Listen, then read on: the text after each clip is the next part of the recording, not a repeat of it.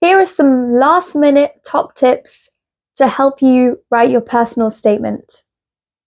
If you're struggling to write your personal statement, maybe you are experiencing some perfectionism and you're just trying to write the best possible personal statement that you can, and that can make it really difficult for you to get some words down on that Word document. So yeah, I know that there was this very wise woman who once said, "Done is better than perfect." Wait, let me just check who it is. Um, I think it's Sheryl Sandberg. Yes, it was Sheryl Sandberg who once said that done is better than perfect. So I think that's a really useful mindset when you're trying to write your personal statement. And if that's not enough, then these tips that I'm going to give you will hopefully help you to overcome that mind block, which I know all too well when I was writing my own personal statement. But if you follow these tips, which are things which I did, then hopefully will help you to get some more ideas down so you can write your personal statement. So the first tip, which I would say, is if you've not made a list of all the things that you've done which you want to put in your personal statement, like extracurricular activities, work experience, volunteering, school clubs, etc., then make that list right now, because that's going to form the basis for your first draft. So I would definitely recommend getting down all of your activities.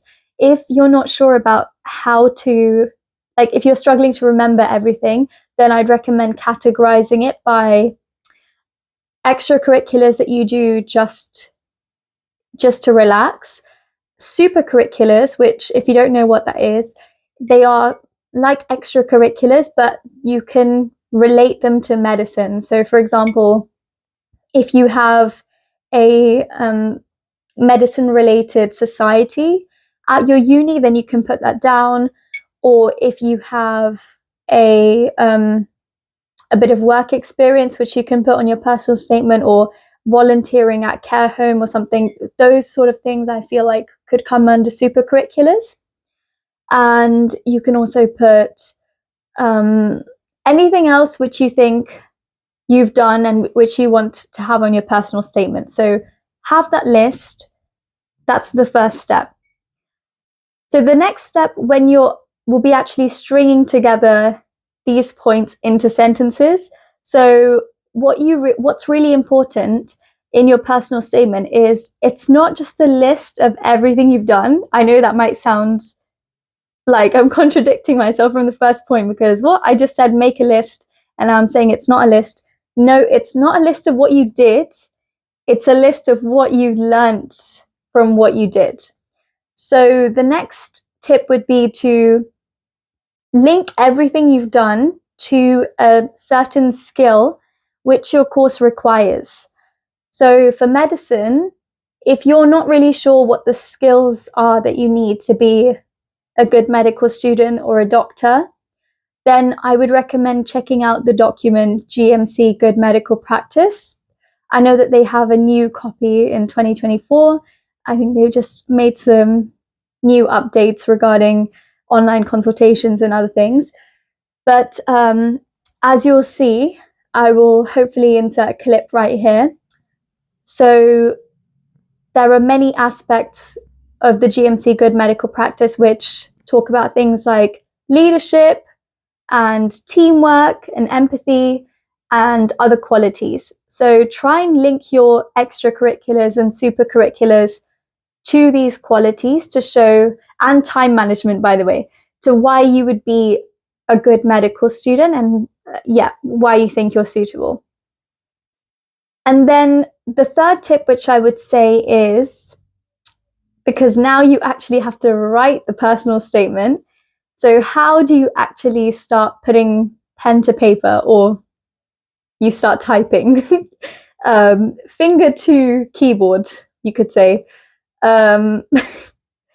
So I would say it's probably a good idea to start by, honestly, you need to show that passion.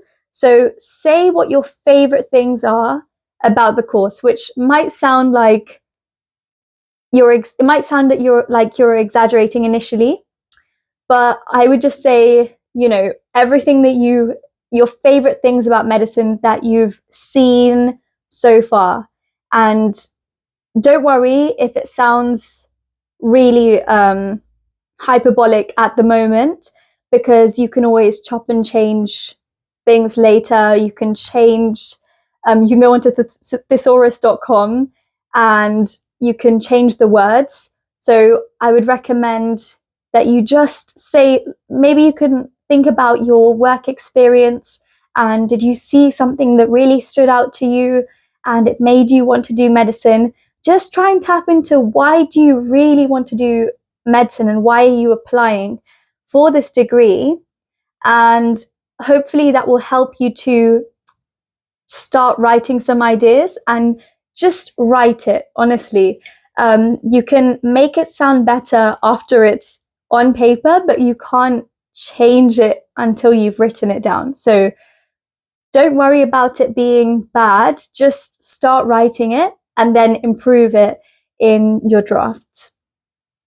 And once you've written your first draft, what I would recommend is sending your personal statement to some medical students, if you know any. I know maybe some of you don't know medical students, in which case it's probably a good idea to show a teacher who might have some experience. Make sure you give them plenty of notice though, because teachers and medical students and everyone can be really busy. So try to give them enough time to go over your personal statement. So if you're trying to write your personal statement now, then I'd recommend getting your first draft done ASAP, so that you can send it to these people and get some feedback.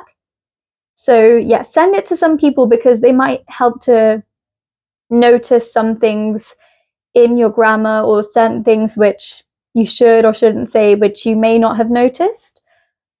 So yeah, those would be the main tips that I would say for writing your personal statement. And another thing which I would say is, don't be afraid to, like I may have said earlier, don't be afraid to rearrange things in your personal statement. So if your introduction is too long, for example, and you feel like your conclusion isn't that good, then don't be afraid to take some of the introduction and put it in the conclusion to make sure that it sounds good. So, rearrange it, see what makes sense, and make sure that you adhere to the 4,000 characters. Hopefully, some of these tips will help you. Let me know what you tried, and if it helped you, let me know in the comment section below.